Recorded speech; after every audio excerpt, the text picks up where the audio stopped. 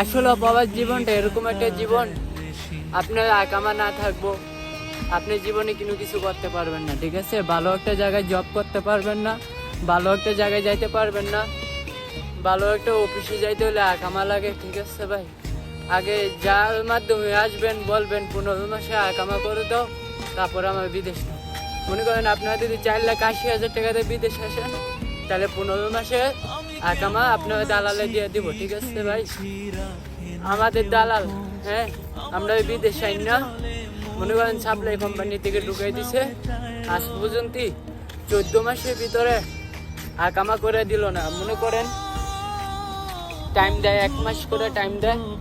আর বিশেষ করে হ্যাঁ, আপন মানুষ দিয়া কিন্তু সঙ্গে বিদেশ যাবেন, আপন মানুষ দিয়ে আসলে এটাও বলতে পারেন আপন মানুষ তো বেমানি করে না, আর সবথেকে থেকে বেশি আপন মানুষই বেমানি করে।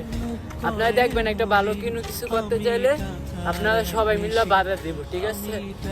এই বাধা দিব তো আত্মীয় স্বজন, আবার যদি এই আত্মীয় স্বজন আপনাকে ভালো কিছু করতে চান, ওরা আইন মনে করেন ফাঁসাই দেবো, ঠিক আছে? এই জন্য আত্মীয় স্বজন দিয়ে আসলে মনে করেন একটা গাড়ি দিতে পারবেন না, কইতেও পারবেন না, সইতেও পারবেন না, ঠিক আছে?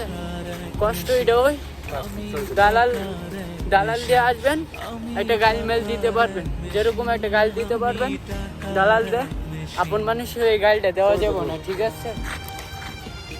ওকে, সবাই ভালো থাকবেন, আর আপন মানুষ দিয়া বিদেশে আসছেন না, জীবনে মরবেন। ওকে, মাসসালামা।